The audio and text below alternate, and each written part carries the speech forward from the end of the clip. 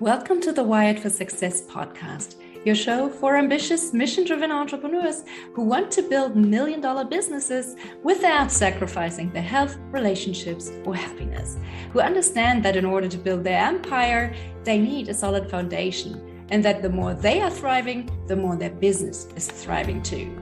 This show brings you the very best from science, self-development, and entrepreneurship to set you up for sustainable success. Hi, I'm Claudia Garbutt, the scientist turned mindset and high-performance coach for entrepreneurs, and I help you get wired for success. Hey everyone, and welcome back to a brand new episode of the Wired for Success podcast, where we talk about all things science, self-development, and entrepreneurship that help you get to that next level of success in your life and business. And my guest today is Garnet Dupuis, a highly dedicated and accomplished professional in the field of integrative and complementary wellness. With a career spanning over several decades, Garnet has been actively involved in the exploration of light, sound, and consciousness since 1970. During his academic years in Canada, coinciding with the emergence of the human potential movement. Currently, he holds significant leadership positions as the co-founder and co-CEO of Brain Prime Technology, based in Singapore, and as the Chief Creative Officer and co-founder of Lucid Studios, headquartered in Thailand.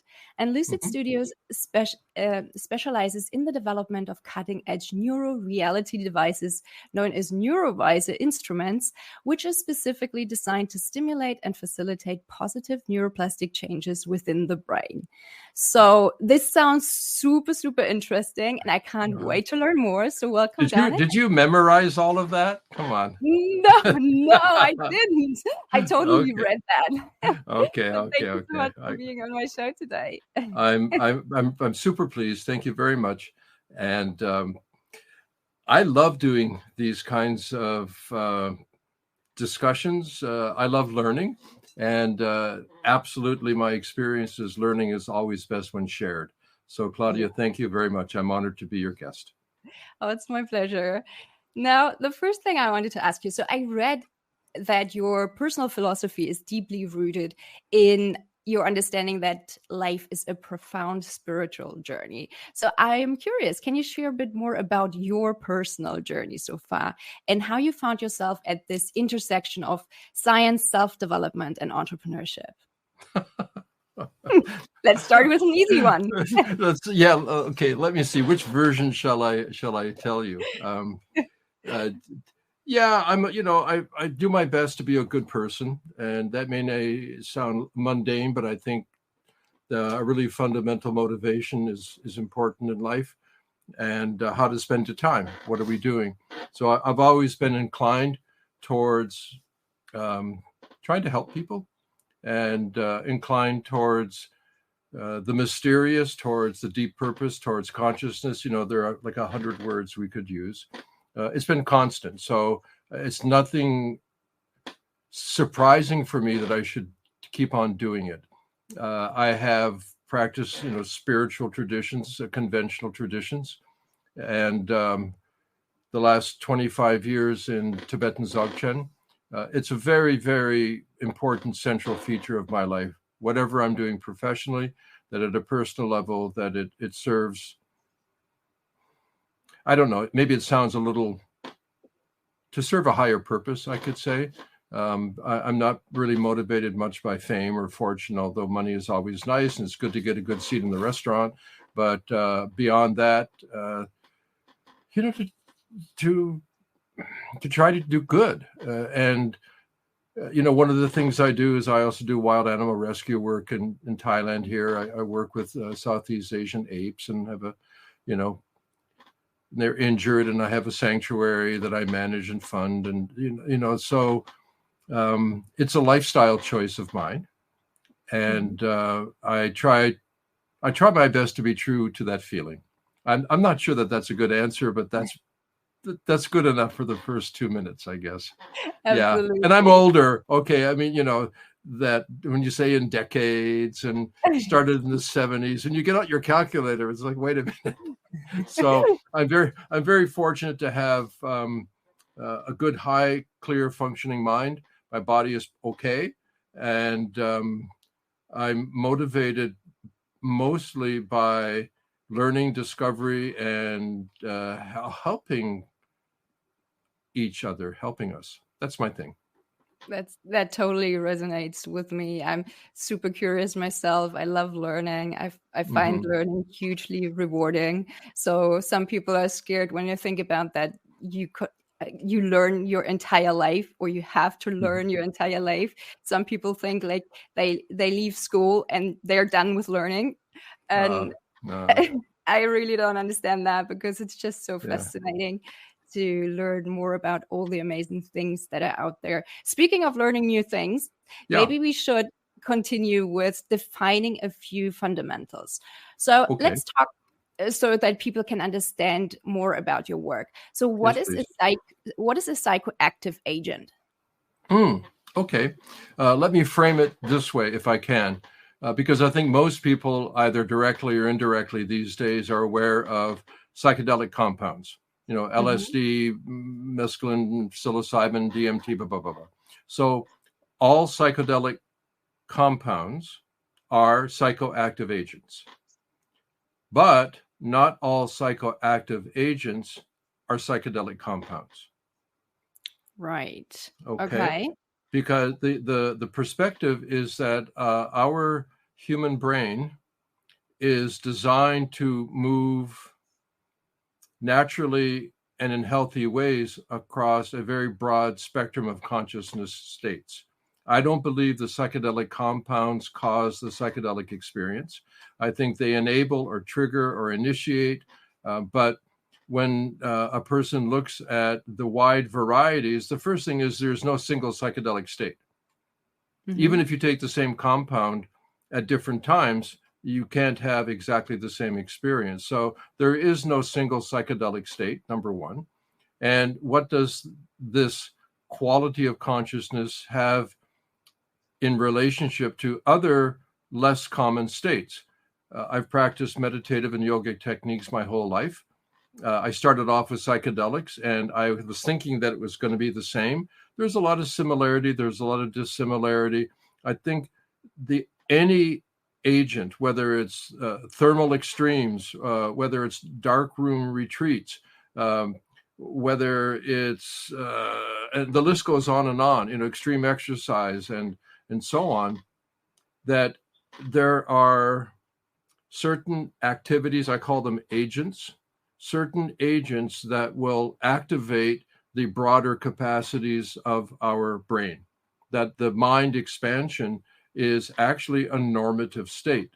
If you look at our nightly dreams, in a recent interview I did with Luis Luna, a remarkable man, he said every single one of us becomes a shaman every night when we dream. So I think that what's oftentimes called altered states or expanded consciousness or non-ordinary states, just because they're uncommon doesn't make them abnormal. And our brain is entirely well suited for a wide variety of interpretations of experience. So I think the most fundamental universal psychoactive agent is this thing called attention. If you want to convert mundane breath, mundane breathing into psychic breathing, I'll use that word, what do you have to do? You give your attention to your breath. So fundamentally, attention is a psychoactive agent. Okay, so it's more about the brain state it evokes than about a compound per se. Yeah, compounds are in the class of psychoactive agents. I've had personally, from my own experience, through what I call yogic techniques, because I practiced in Hindu tradition, then a Taoist tradition, and the Tibetan Dzogchen for the past 25 years or more. And I can say with absolute certainty that there are access points into quite expanded, elevated states of consciousness that are not the result of consuming a compound. Yeah, and so what do you do with that? Well, there you go. Actually, I think, one of the innate psychoactive agents that is our delight is this thing called humor. Mm-hmm. Because if something is really funny and you're quote unquote laughing your ass off or something like that, if you're really propelled, that's a very non-ordinary state. It is an ecstatic state. It can be delirious in such an inviting way. And the belly laughing, pranayama, Mm-hmm. is that normal, logical, reasoning, causal thinking? No. You're catapulted into this gleeful state. If you've ever gotten, around some kids and maybe even yourself, you get a good case of the giggles. What is it? And the definition of humor, as I understand it, is a benign violation of expectation. Mm-hmm. A benign violation of expectation. You lay the joke up and then you hit it with the punchline and it goes where you didn't think it was going to go. And it's gleeful. It's like, you laugh. So I think that, anybody that has, been around weed or something, at any sort, you can spend an evening just kind of getting high, eating pizza and laughing when you listen to the music. So when you cut it all up into pieces, in neuroanthropology, there are basically two camps. One is that our brains are hardwired to do all of this, and the transcultural, shamanic, meditative, yogic experiences that are cross-cultural and cross-temporal support that. Then the others say, there's a lot of cultural plasticity. It's probably a combination of the two. But hey, I think we're rigged. We're hardwired with some softwire influence. We are hardwired to be able to journey across a broad spectrum of consciousness. And I think that's where many, many, many of the solutions are. Call it flow state sometimes, or being in the zone, or, whatever that is. Hypnagogic, all of these things. Our culture does not really celebrate altered states. Most cultures in times past always have, whether it's an oracle or whatever. Yeah, that was my next question. Do you think it's kind of like a lost art that humanity has done all those things for like hundreds and thousands of years, and somehow it got lost in our current culture? Well, it started off with the scientific revolution, age of reason, the industrialization, and causal thinking, that the logical mind is praised. Anything that is not, especially, by the way, women's intuition, be careful with that one. That's a dangerous one. That our culture celebrates logical thinking and more than disregards, even punishes non-conventional consciousness. And arguably, I think religion has gotten a lot to keep us in a box. And here we are that, I think, frankly, I think that there is I'll say a pandemic. I don't mean, the other thing, but that there is at least an epidemic of angst. I think existential angst. We're in an age of angst. And that it's because we're spending way too much time in the logical mind. So I mean, even the word, what's the other choice? Illogical. Even the other state is punished by being the negative opposite. Right. Are you logical or illogical? So the solution lies in the maybe non-linear. Yeah. Well, minimally in the cyclical. Okay, so what I mean by that, that's another concept, right, from industrialization, forever having positive growth. Like every economy is supposed to be on a linear fashion, getting higher and higher and higher. So if you take that attitude where we're supposed to be getting higher and higher and higher forever, young forever, all this kind of silliness, we abandon the fact that we are terrestrial creatures and we have this thing called the circadian cycle. Yep. It's a cycle. And basically, there are two big categories, waking and sleeping. And then in the sleeping, there's a subset, sleeping dreams, real nutsy stuff. And then we have, although this is the one we've forgotten about, the waking dreams. Mm-hmm. The hypnagogic, hypnopompic, parahypnagogic states that are bardo, they're transitional, they're intermediate states where we get a peek into the illogical wonder of solutions and creativities that are, we have every 24 hours. We must go at least a little bit crazy, and if not, we'll go insane. Mm. Yeah, I think it's so fascinating. Like, so often we try to come up with the solution to a problem. We try to think our way through it. And then the moment we forget about it and we focus on something else, that's when the inspiration and the insight hits, right? Well, yeah. So what is that zone? What is this way of knowing without thinking? The cultures have always paid big attention to dreams, dream interpretation, sleeping dreams. Mm-hmm. And there are a ton of references to what we'll call the waking dreams. In yogic tantra, they call it the fourth state. And that you have to be able to stabilize in that fourth state to all the other ones to be healthy. Okay, I'll put it this way, maybe less obscure. One thing that is lost, that is critical for well-being and cognitive processing, is the ability with decision to experience deep conscious relaxation. Yep. Deep conscious relaxation. It's not the goal, but it is the gateway. On the other side of that gate lies a Garden of Eden in terms of cognitive experience.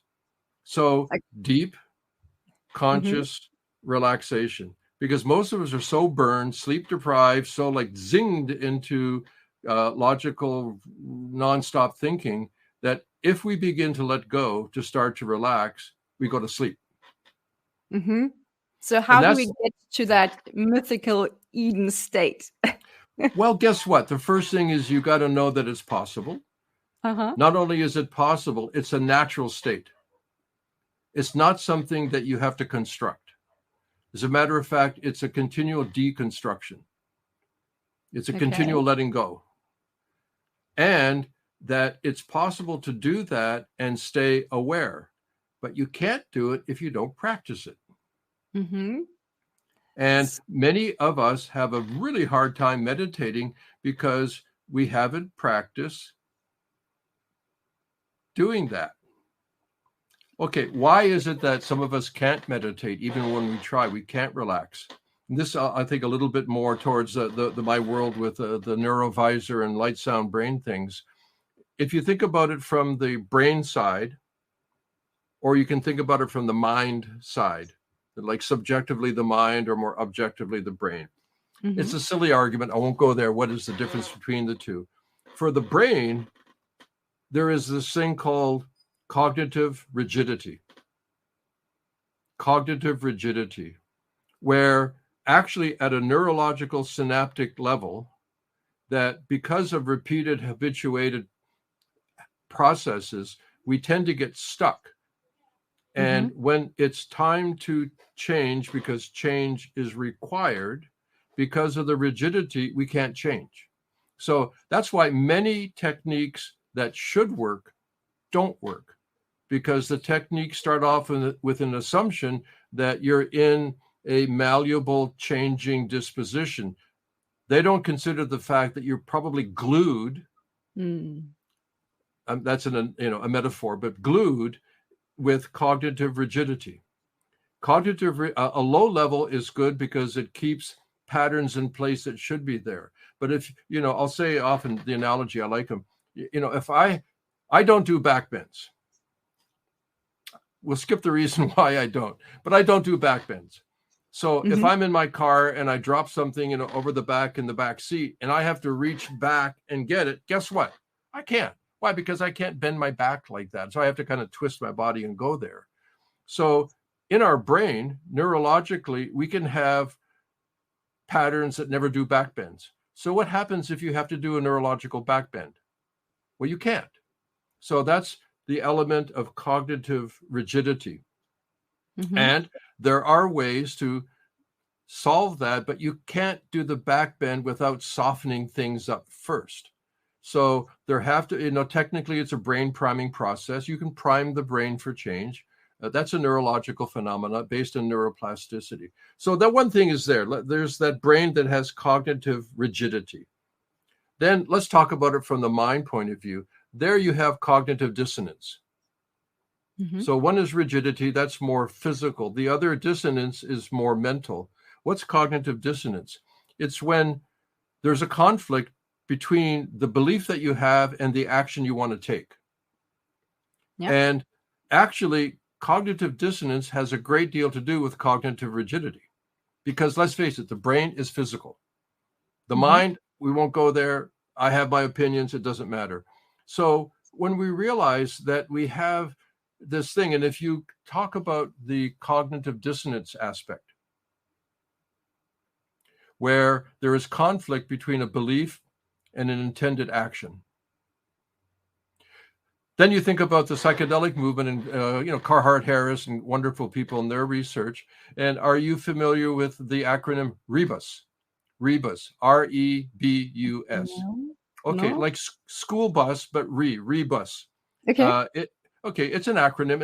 It's a perfect acronym. I made a better one, but REBUS from psychedelic research. And by the way, the psychedelic research is not the research on the psychedelic. It's research that uses psychedelic to research the brain. Mm-hmm. Okay. So the outcome, along with Carhart Harris and others, Carl Friston, crazy genius, that there is an understanding, or at least an impression, rebus, relax existing beliefs using psychedelics. So they don't put P, they put S, right? Relaxing existing beliefs using psychedelics. So I take that with honor, because I see and believe that it's true. And we'll think, like, what does it mean? And I change the S from psychedelic into something. That's where I get my psychoactive agent thing. That relax existing. And what does belief mean? Well, belief, or you can say habit, or you can say pattern. Those are all pretty much the same animal. Relaxing existing beliefs, habits, patterns, using something as a psychoactive agent that moves you out of a rigid fixation in logical thinking into zones that don't require logical thinking. They are more nonlinear. And guess what? You have a perspective you don't normally have. And both psychologically and physiologically, by doing that, you begin to soften the glue of neurological rigidity. Because, when you do the psychedelic, or you have a quote unquote psychedelic experience, or a profound meditation, or you do, immersive cold therapy, or all these things, the pranayama, like the breathing techniques, are the royal road. The royal road. If you can't meditate because your mind is full of squirrels, then yes, been there. I like monkeys, so I don't mind the monkeys personally. But the idea is that you can convert this normal autonomic function of breathing, you can convert it into extremely powerful psychoactive agency by using, we know now they're getting a little hot in the biohacker community and so on, but the pranayamas of different traditions have been around. Why? Because they work. Yeah. They really, really work. So if you can shift out of that normative, conventional, culturally supported, logical thinking, and trust that I'll repeat this thing I said earlier, even though these, what I'll call altered states, is kind of a dumb word, even though these expanded states are less common, it doesn't make them abnormal. They're actually normal. It's just that we can't maintain them for too long. We have to go in and out of them, like diving underwater and coming back up for air. Yeah, it's really funny that you mentioned that, because when I first started and I tried to meditate, I just couldn't focus. I was Sure. completely in that monkey mind state where I was just going around in circles and I couldn't relax at all. And Yes. what helped me really, really a lot was going for long runs. Like Yes. when you start moving your body, there are Yep. so many things on a physiological level that are happening. And I think they also influence brain plasticity. I mean, you have brain-derived neurotropic. Of course it does. Everything. So I really Yeah. found that super, super helpful to shift myself Yep. out of that rigidity that you talked about so that I could focus more afterwards. And I think when you go for a run, I mean, you also have a changed breathing pattern automatically. I mean, that's the other thing, right? That's the thing. So many aerobic exercises have benefit because they're actually changing your breathing patterns. Forget about, what it's doing for the lactic acid or something like that, which is all true. But when you begin to say, well, wait a minute, what if I do that kind of thing that happens with my breathing when I run, but I don't do it running? What happens if I just do it with the breathing? Okay, perfect example. Stanislav Grof, still alive. If you know Grof's work, I'll pretend you do. He's legendary, and is still one of from the psychological psychiatric position, one of the most successful early researchers using LSD in a self-discovery therapeutic process. Then illegality came. So what did he do? He developed holotropic breathing, which creates a process that is similar enough that you could say it's a psychedelic. However, we have to return to one of the first things is there's no one psychedelic experience. So let's not pretend that it's psychedelic or not psychedelic. You take mescaline on Tuesday, you take it again on Friday, it's a different experience. And if you take acid and you take psilocybin or DMT, it's a hell of a week. But the thing is that there is a range of delicious complexity. And you can see it physically in the brain when a person enters that. Now that enough Tibetan monks have had their head wired up, that we realize, wow. And they didn't do a hit of acid. What's going on here? So I'm a big fan of, number one, the brain is naturally psychedelic.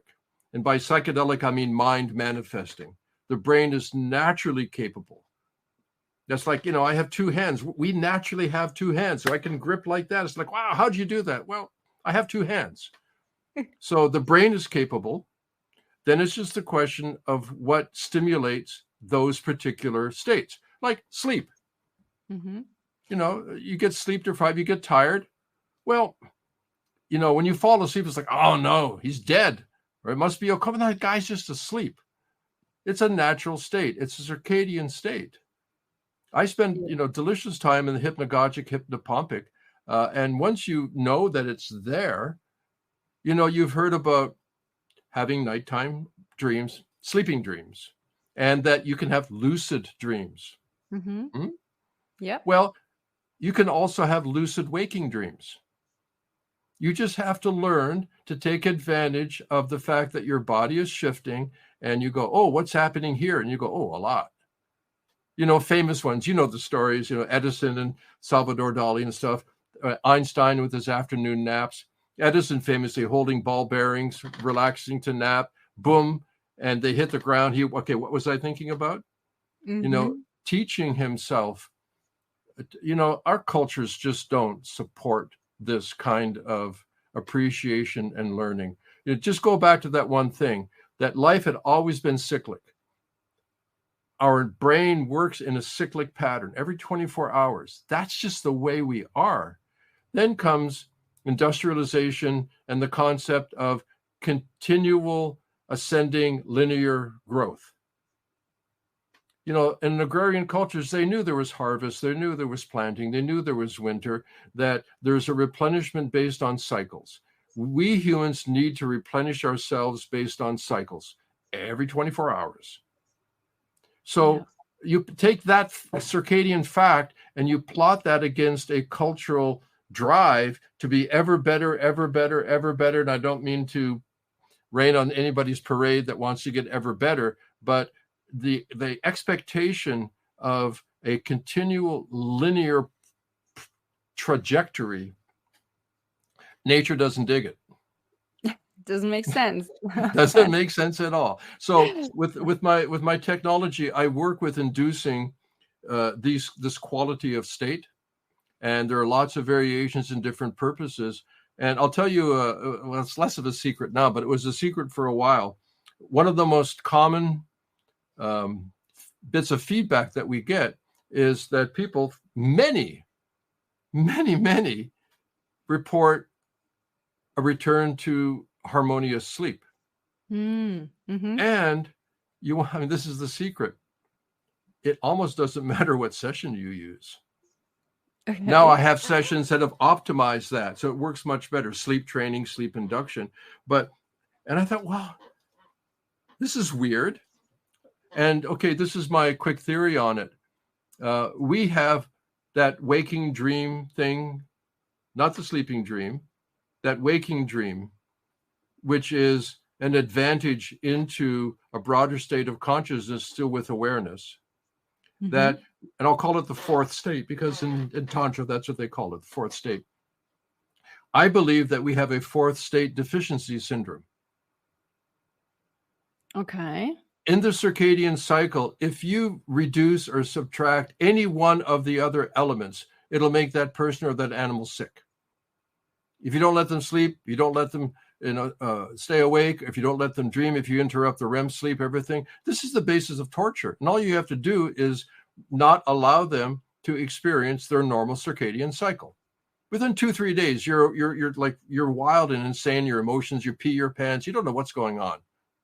Well, what about this biological state that occurs every time we move from wake to sleep, and from sleep to wake, and also in the circadian dip around 3 p.m. in the afternoon, siesta time, which nobody wants to do, lazy ass, that what is it? What is the circadian cycle doing here? What's the biology doing?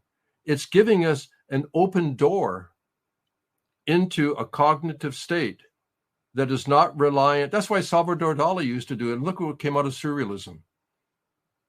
Mm-hmm. So right now, it's this rhythm that happens, and we can become more skilled, like we can have lucid sleeping dreams, we can have lucid waking dreams. Guess what happens? Sorry? Yeah, I was wondering, so do those waking dreams have the same functionality? So is it about integration of sensory and informational, like input and emotional regulation? It's just kind of a biological mistake that we do it like at least 2 times every 24 hours. No, it's absolutely integrative. And the thing is, what I said earlier, that, what is the universal psychoactive agent? Attention. Right? Put attention to your breath. Your breath goes from mundane to what I call a psychic breathing. It's a pranayama technique all of a sudden, and it is different. So what happens when you put attention in your sleeping dreams? We call it lucid dreaming. Mm-hmm. What happens when you put attention in your waking dreams? Lucid waking dreams. What happens? It becomes a psychoactive agent. Yeah. Our biology is completely structured and primed with the anticipation that we will naturally and normally on a regular basis spend time in all of these states. Thank you for explaining it that way. Now I don't have to feel bad about my afternoon nap. No. Bravo, Claudia. Bravo. Now tell me more about the drug-free microdosing and how you use light and sound in your devices. Yeah, sure. That's a good one. It's kind of got a hook on it, a little bit sexy, because microdosing is already a little sexy because, psychedelics. And then drug-free microdosing. Ooh, wait a minute. Okay, so Fadiman, for those that are using psychedelics, is considered the father of microdosing from his book that he wrote in the psychedelic movement. And what's the concept? Okay, we all know that you take what used to be called subclinical. This research in terms of psychedelics goes back into the 1950s and the 1930s, if anybody does any research. But the idea is you take a below effect dose. So you don't really feel like you took it, is more or less the concept. And you do it on a regular basis for a period of time, and you get some benefit from it. Okay. If you look at it more deeply, you can back it up one step from Fadiman as the father to the grandfather of microdosing, Donald Hebb, Canadian physiologist. He's the first, one of the very first people that recognized what we now call neuroplasticity. It was called Hebbian learning for decades until it was broadly accepted. And what he saw was that the brain would change with incremental stimulation. Incremental stimulation would change it. And he developed the principle of environmental enrichment and sensory enrichment, which I build into the device. So much of my science, probably 95%, 90% of it, is from predicated studies. It's predicative science. This is all before me, or at least, not by me, and it's all there. So in microdosing, there is a relationship to low-level repeated reinforced stimulation, creating neuroplastic change. Now let's go to the great-grandfather. We have, the father, grandfather, great-grandfather. Yeah, Hans Selye, the stress guy. And he was really the first to identify and bring forward what we now call stress. But he had very deep insights. And this first thing is really important. He said that it wasn't the type of stressor that made the difference. It was the degree of stress caused by the stressor. It's the degree of stress. And consequently, he was able to see, there is eustress, EU, like euphoria, eustress and distress. That eustress was fundamental for health. Fundamental. That small amounts of a stressor done repeatedly would end up encouraging a healthy immune response. The concept of hormesis, where small insights over time develop resilience. So if you take Selye and eustress and the degree of the stressor, not the stressor type, the degree of the stressor, with Hebb and incremental neuroplastic change over time with low-level stimulation, and Fadiman, who said, okay, I'm going to take this physiological principle and use psychedelic compounds as the agent. But it is not the type of the agent, aka stressor, that makes the difference. It's the degree of the stress. So I use, interesting, it's well-crafted. It's not just anything, but I use well-crafted light and sound as a very reliable predictor of creating periodic eustress. And done regularly over time, especially with the vector of intention, guess what? The brain changes at a neuroplastic level in incremental steps and stages. So the thing that makes microdosing work is not the psychedelic compound. It is any low-level psychoactive agent that is introduced regularly with reinforcement over a period of time, combined with a person's intention for change. So that makes sense. It makes sense to me. It makes sense to me.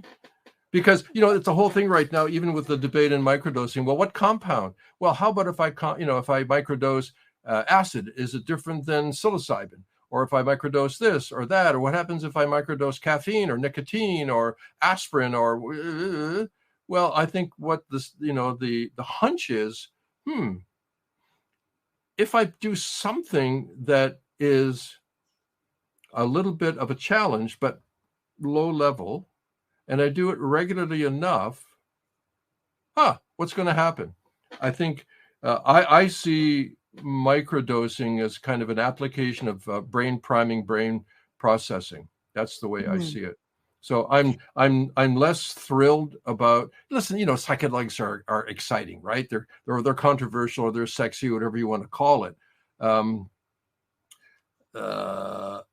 However, what makes them unique, I guess, is their reliable, fast-acting nature. But once they start, they don't stop. It's like, have a good trip, literally. So in the case of having applications of different psychoactive agents, I did a good amount of social study on microdosing before I decided to do this. I released them in Amsterdam, whatever, a month or so ago, commercially. I made them 2 years ago, but I've been waiting for the window. So anyway, I think that's enough about that one. But right now, one, recognize that our brain is terrestrial. It may be also cosmic. I think it is. But we have a circadian cycle, and the circadian cycle. I'll repeat it again. It's a little bit funny that we have to go crazy a couple of times every 24 hours. If we don't, we go insane. It's like a purge. Well, okay, I don't know if it's a purge, but to convince people that there is a way of knowing without thinking. I'm not denying the value of logic, believe me, not at all. It's just that it's only one aspect of our natural state.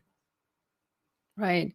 But how did you decide to focus on sound and light specifically? Because as you said, there's so many other things. I don't know. I entered university, in the late 60s, sometimes we even went to class, believe me. But what do you do when it's some of the greatest music ever made combined with LSD, combined with a birth control pill? Like, what do you think is going to happen? What do you think? Come on. Apparently the neurovisor. Well, yeah, I don't know, maybe it's a past life thing. I don't know. I was born with a fascination to the mysterious. I was always attracted to it. By university days, I had a whole suitcase full of early strobe lights and black lights and antique things, anything I can get my hands on. And of course, most of my friends were either high or tripping, on a regular basis. So into the dorm, or I go over to the house, and I just loved it because it wasn't just like, I'm not an excitement guy, believe it or not. It tasted like the divine. It gave me a sense of something that was so ultimately attractive. I couldn't stop being fascinated by it. So I went through that whole phase, and okay, here's my theory quickly. This is my uptown theory. I call it the first language. So let's imagine on Earth, all kinds of things are happening. They're growing, and inevitably they start growing near each other. So there is proximity, and proximity creates contact at some level. So when you start to have contact, you have interaction. And once you have enough interaction, you have a relationship. And once you have a relationship, you start to share information. Information requires a language. So what's the very first language? What's the very first? Chemistry? Well, okay, touch is an aspect. I would say it's a combination of two things. One that is evident, you've already talked about it. I would say mechanical vibration. So in that way, the touch and sound have a very close affinity for each other because they require a medium, and they're based on a stimulation that is mechanical and vibrating. So I think mechanical vibration and electromagnetic radiation form the basis of the first language. Mechanical vibration requires a medium. Electromagnetic radiation can go across a void. So what we have light and sound. I think that forms the basis of a first language. And then when you look at sound and light as described through like mystical experiences and so on, they're always that yin and yang element, the sound and the light. Why? Because I think it forms the foundation of information sharing, of language. So Why did I choose them? I don't know. They just seemed like a good way to do it. And now that I've spent longer, that I make up, cool reasons. But, I mean, if you want to know a lot about the brain, because it's so mysterious, look at what the brain loves to do and loves to experience. Music. Music. Sure. What is this stuff? What is this stuff? Because, music is not the sound that you hear. No way. Music is the experience you have because of the sound you hear. There's some kind of transformer translator in the brain that takes just that mechanical vibration. I could have a really sad experience. I could write, I'm not a musician. I wish I was, but I could write a song based on my sorrowful experience, the loss of a loved one or something. No lyrics, not even a title. I say, here, Claudia, listen to this. Tell me what you think.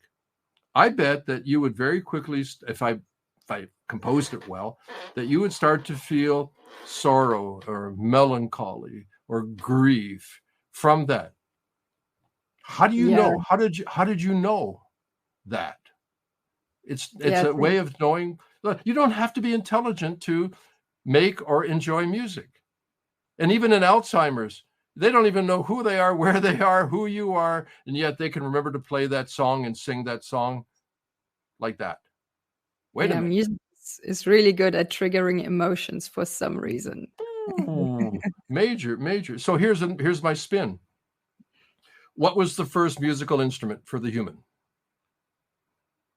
Their voice. Yes, probably. I agree, which is a mechanical vibration of air. Right? Yes. And it wasn't with words. Right? And then what would be the next instrument after your voice? Probably some sort of rhythm, like sticks. You pound something, even if you're pounding your chest, right? Percussion. Yes, something like that.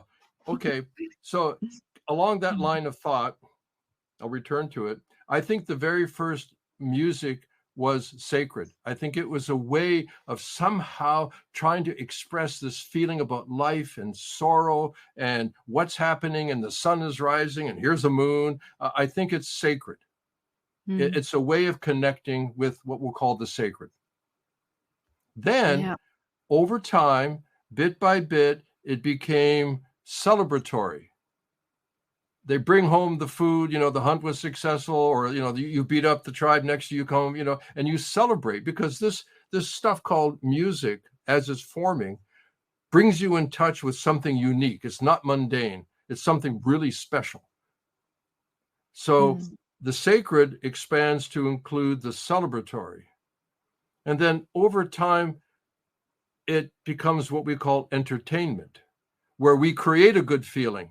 The other ones, there was a good feeling to begin with. Sacred becomes celebratory, becomes entertainment. Okay, so that's the background.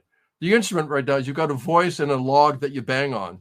So other musical instruments evolve, twang, twang, twang, whoo, and so on. And now we're at a stage where electronically, it's like mind-blowing what we can create. Okay, that's with mechanical vibration, because mechanical vibration sound needs a medium. What tools have we had up until now to manipulate light? Well, there was sunlight, there's moonlight, there's firelight, there was I don't know, lightning bugs. That we haven't had the instrumentation to manipulate light with the versatility of how we manipulate sound. There was no saxophone music before the saxophone instrument. So we'll call it technology, because even the shaman's drum, hide over a stretched piece of wood, it's technology. So technology has allowed us to expand music beyond our voice.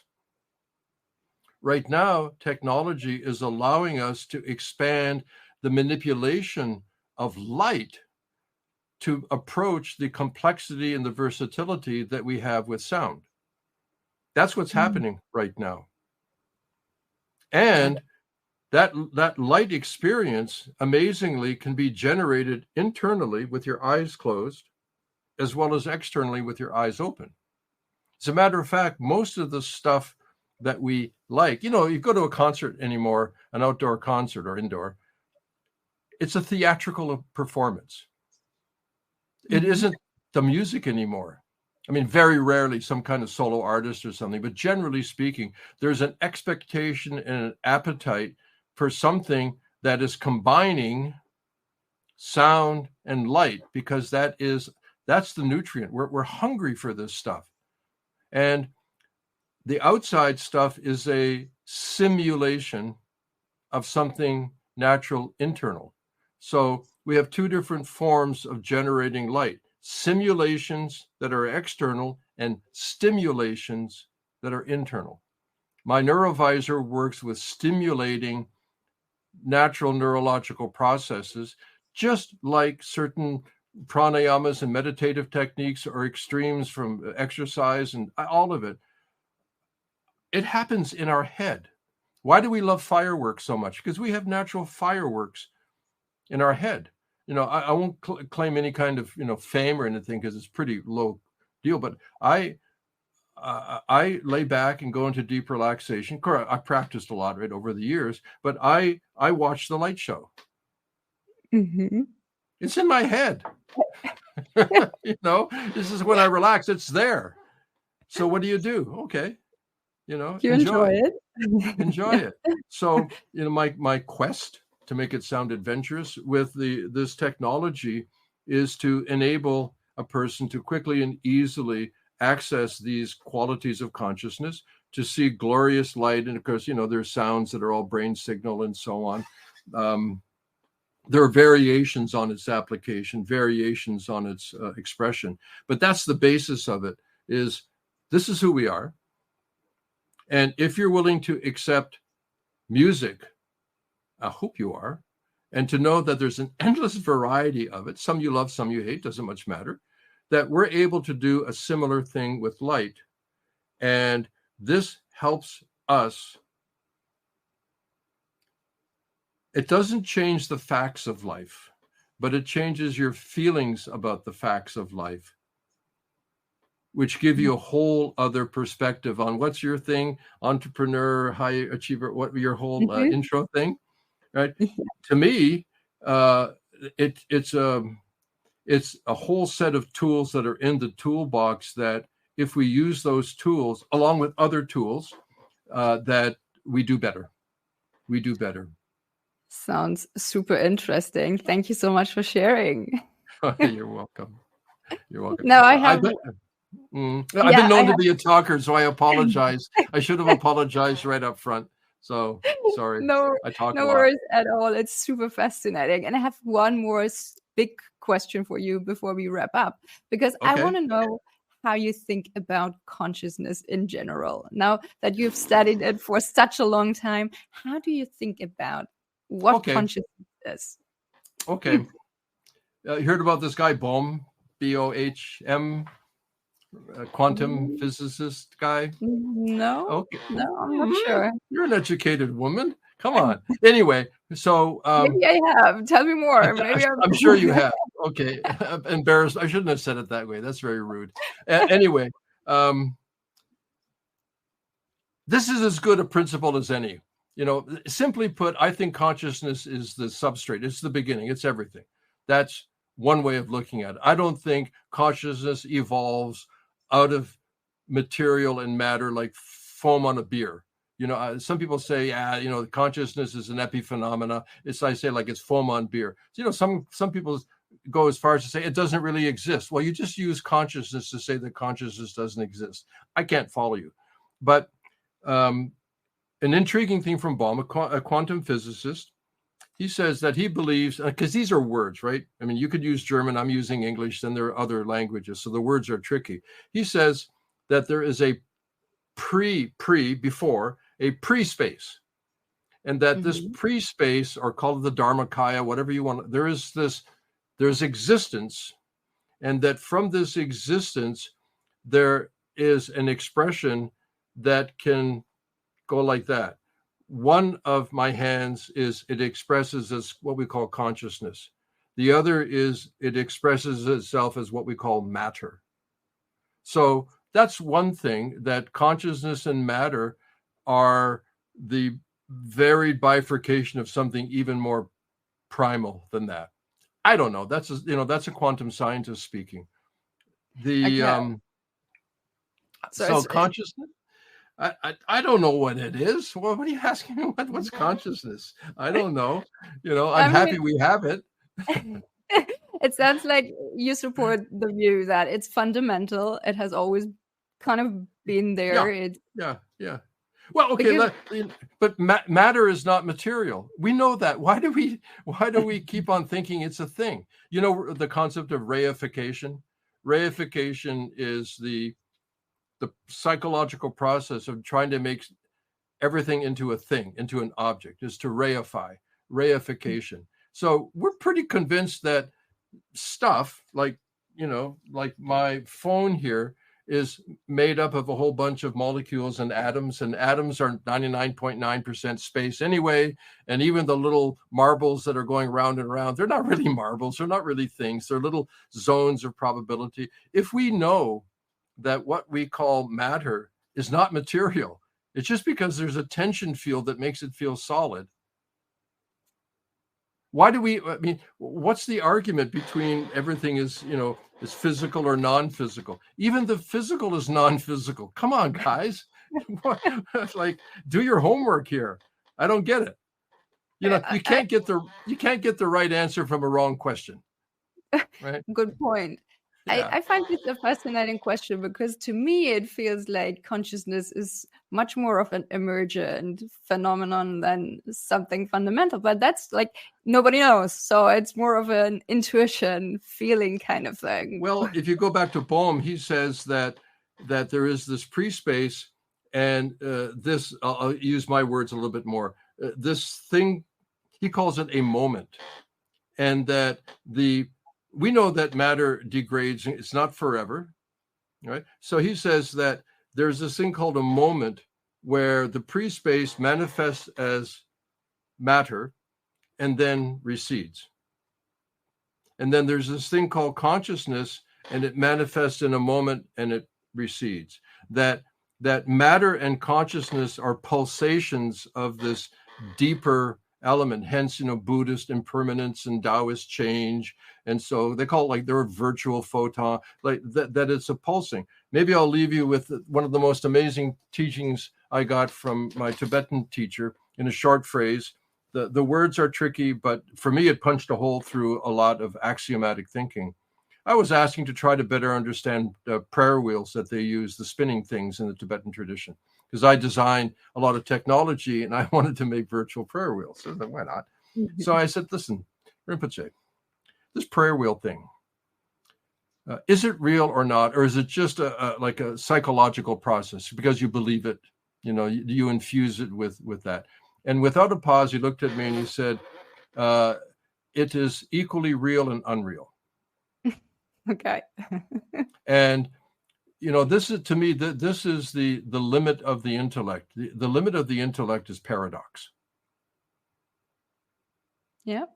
At a certain point, you hit the guardrail, boom,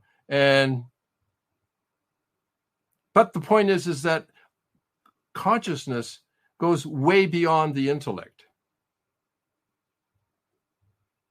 So, is it emergent? I understand what you mean. I think it is. Is it emergent or not emergent? I'd say yes. It's equally emergent and non-emergent. Because we're constructionists, we're reductionists, we're still hooked up on this. Break it down to the smallest little atom, and it's like, oh shit, I broke the atom too far. It's just like it's gone. It's gone. Nothing there. It's gone. It wasn't even there, or I thought it was there. What did I break? Was it broken in the beginning? You get all these. That's why, supposedly mystical experience by definition is ineffable. I just don't have words for it. That's because you can't think your way past that guardrail. Yep. But you're still alive.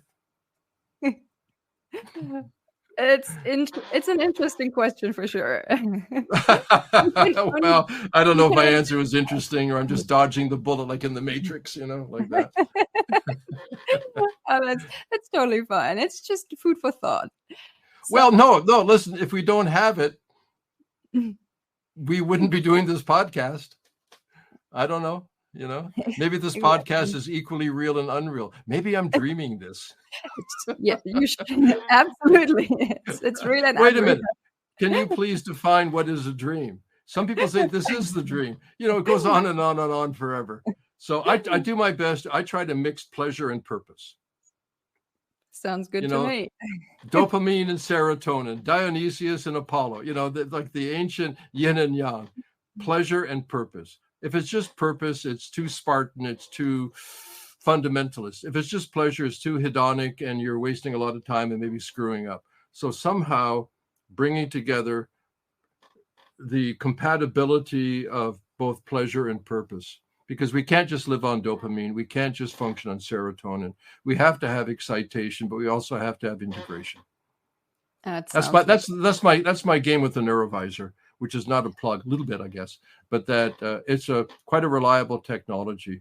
The concept of lucid mindfulness, it really catapults people into what I'll call meditative states. There's no single meditative state, but into a meditative state. That's one of the most common comments right at experience, oftentimes first experience. Wow. With it, like, how long was that? Just a few minutes. I was deeper in meditation. It would take me 3 hours and running 20 kilometers before to get to that depth. And well, it's like taking a bath in hot water. Well, the water's already hot. You just kind of get in it. You don't have to make it hot with your body. So the technology gives us ways of working with our innate physiology. I'll say it again because we need to own it. Expanded consciousness is natural, innate, and healthy. Perfect. We need it. That's why cultures have Mardi Gras and Carnival and all these things. I don't know, maybe Christmas. But, the cultures need to let loose because people need to let loose. And if you don't let loose, you have an awful experience. Amen. So where can people find your Neurovisor device online or more about you? Yeah. Go online. Neurovisor is this weird spell, V-I-Z-R. Like it sounded like V-I-Z-R, neuro, like neurology, neurovisor.com. And, that's the key to the information kingdom, and it's easy to contact us after that. And we're launching brand new, gorgeous Gen 5 in January. Beautiful stuff, and a lot more to come. I mean, this is the tip of the brain iceberg in this case. And thank you so much for sharing all your wisdom with us today. It's been amazing, and I really, really appreciate you and your work. Well, that's very kind of you. You're a lovely host. You've got a great smile. And that goes like almost the distance right there. So thank you very much, Claudia. I appreciate you. Thank you. Take care and talk soon. Okay. Bye-bye. Bye. Thank you so much for listening to the Wired for Success podcast. I hope you've enjoyed today's episode. If you did, please subscribe, rate, and leave a review. That's a fantastic, easy, and zero-cost way to help the show grow.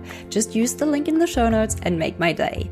Want more? For quick, actionable tips and insights to guided meditations and a side of biohacking, join my inner circle and get access to exclusive subscriber-only content. Again, just use the link in the show notes to join the tribe. Thank you for your support and see you on the other side. Take care and talk soon. Bye.